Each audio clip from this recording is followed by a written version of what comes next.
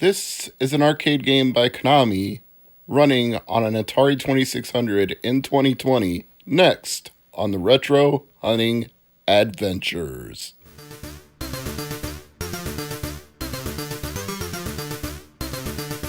Yo, this is MegaManFan, and you need to rock and or roll on over to Mr. MegaManFan's YouTube channel, because it's all that rush to make it happen. Peace!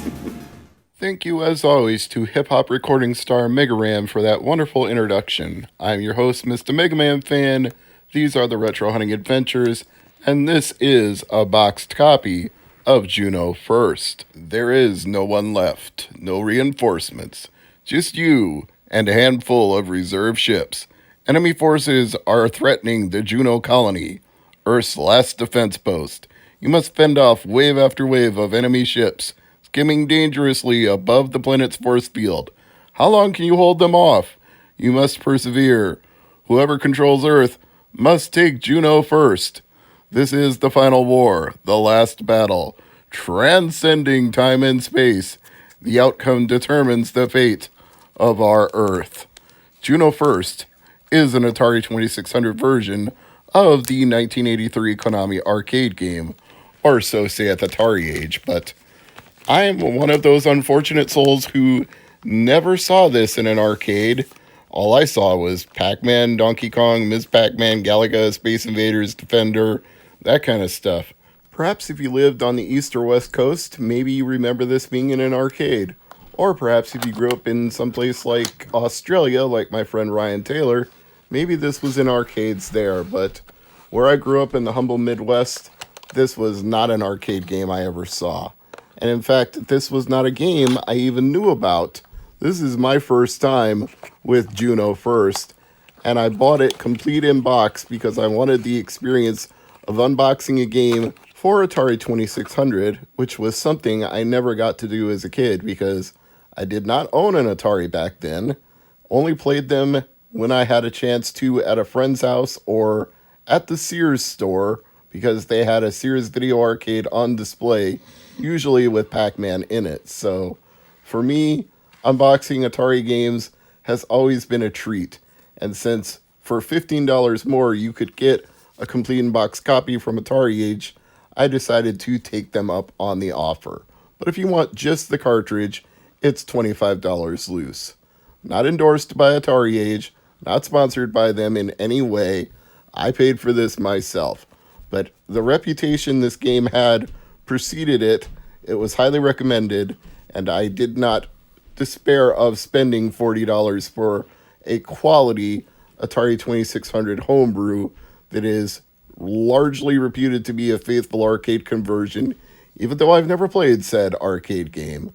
But it seemed to me that something about this would instantly appeal to me watching the demo videos of it and reading reviews of it. I thought, this is a game I will like.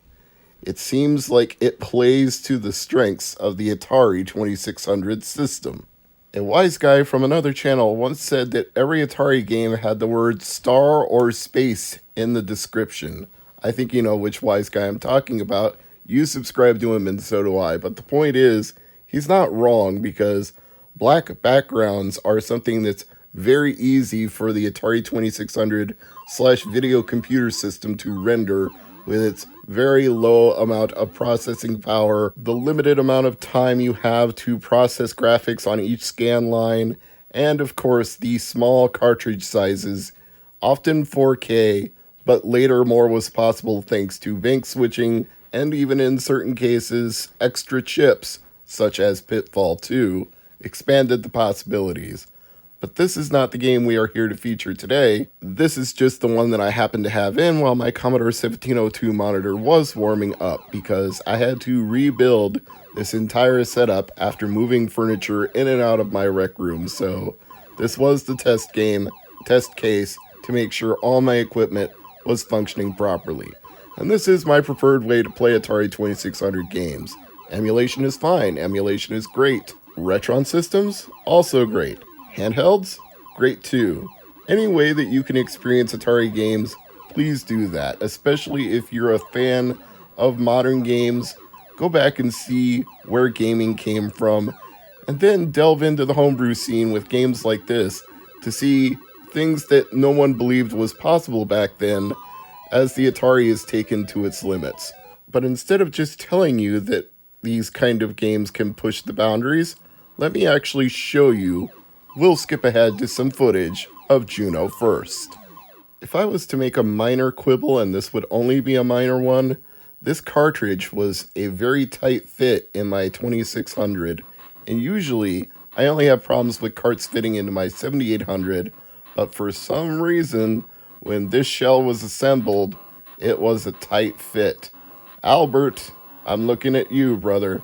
But then again, I've been there. I've sat with him at a convention assembling hundreds of Atari 2600 homebrew games, so I know it's a laborious process, and I am not begrudging him that, because taking the time to make a game for all of us to enjoy who still appreciate vintage Atari systems is a labor of love. I wouldn't say he does it for huge profit. He does it to keep this console alive for those of us who are still playing Atari games in the year 2020. And that is quite an amazing thought when you consider that this system has been around since 1977. So to be playing new games on an Atari 2600 means you are experiencing games on a 40-plus year old console in modern times. And these are fun games too.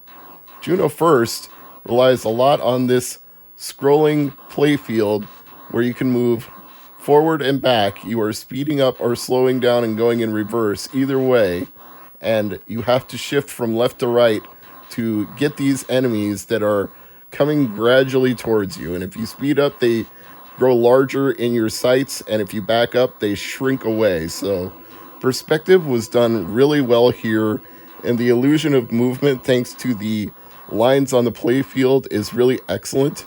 It looks like you're going toward the horizon or backing away from it, or as the game's manual and accompanying text on Atari Age describes it, the energy field that you are flying over.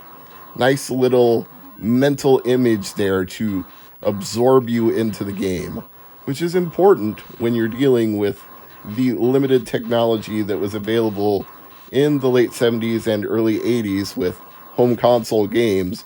You had to have some degree of imagination to envelop yourself in the experience and make it feel like you're transported into the game that you're playing.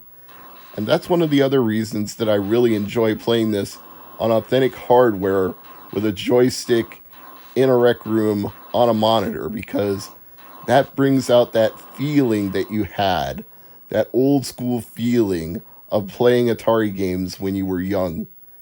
And if that wasn't your experience, then I apologize for being nostalgic for something that you didn't ever get to experience, and that even I only had somewhat limited experience with myself. But there is really something awesome about the feeling of a flickering monitor in a darkened room with a joystick in your hand, mashing the firing button, and hearing and seeing the explosions on the screen as you're taking out one enemy after another. It's an adrenaline rush. It's a visceral thrill. It's a feeling that no matter how polished and 3D and high resolution and 4K modern video games have become, and I'm not knocking them because I have a PS4, I have an Xbox One. I'm not saying those are bad things. I'm just saying that there's something enthralling about a lack of reality, the unreality of early video games. It probably sounds counterintuitive to say less real equals more immersive, but then if I put it this way, perhaps it makes more sense. What's realistic about Super Mario Brothers? A plumber who eats mushrooms and stomps on Koopa Troopas? That's not realistic. What's realistic about a blue hedgehog who can run faster than the speed of sound and destroy enemies by crashing into them? Sonic the Hedgehog isn't realistic. Why do we value realism so highly? Why is looking and feeling like real life considered to be so important to video games now. I would argue that reality has never been important to a video game, only elements of reality set in a fantastical world. Nothing about Doom or Duke Nukem is real. Maybe you can really fire a gun at things in real life, but you're not shooting space aliens with them, so that's where it goes too far, in my opinion, when people complain about things that are blocky and pixelated and aren't realistic, because there's nothing realistic about any first-person shooter.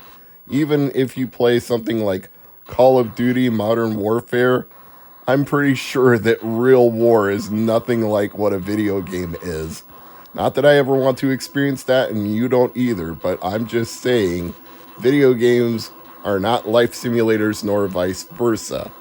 So, Juno First can be judged entirely on its value as a fun, addictive arcade experience that begs you to get good and get better at shooting down these enemies and avoiding their enemy fire, particularly in the later waves, as the fire seems to track you across the screen. You try to move to avoid it, and it homes in on you, so you have to speed up or slow down. You have to make a tactical decision to either avoid it or charge toward it, and in the process, you might miss picking up an enemy astronaut or run directly into an enemy ship as you're trying to avoid the fire of another enemy ship.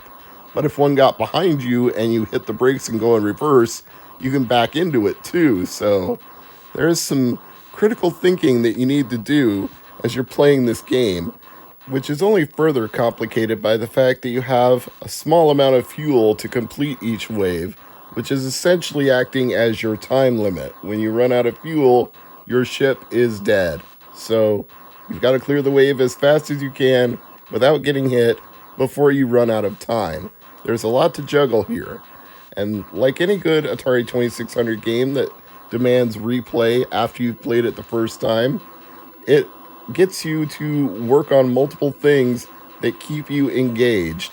Pitfall 2, I think, is a fair example of that, because you have to collect the gold, you have to collect the special items, and you have to avoid the enemies. So you're working on multiple things and trying to remember how to get to each one and where they all are over a sprawling map that is multiple screens horizontally and vertically, creating a huge play field for you to navigate through. So, what's in a game? It's the way you play it, it's how it's made, it's what it sounds like, it's the way it feels when you sit down in front of it with whatever controller you have.